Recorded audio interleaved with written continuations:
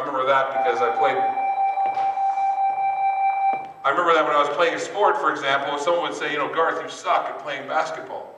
And I remember that had I not by grade 8 figured out how to diffuse the effect of words on me, I would have taken that in and let that bother me for a very long time.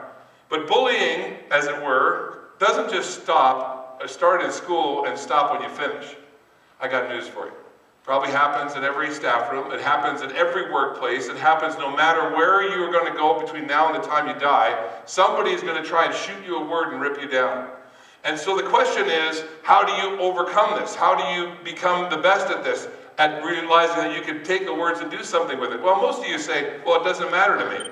And for those of you that are that self-assured, that's cool. But for a lot of people, they're not self-assured. Let me give you an example about how words work.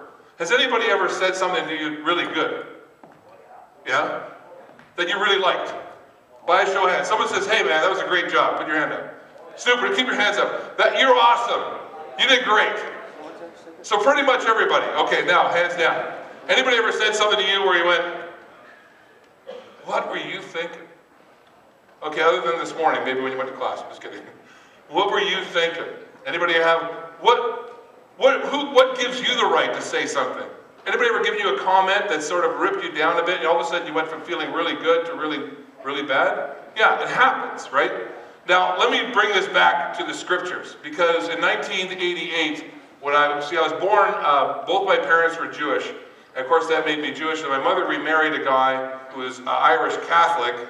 But that didn't fly after a while, because that didn't work. He was kind of not practicing, as you can imagine. So she married a guy named Bob Riley, and I was around 6 years old. And let me tell you that story about how that rolls when two faiths are not supposed to together do.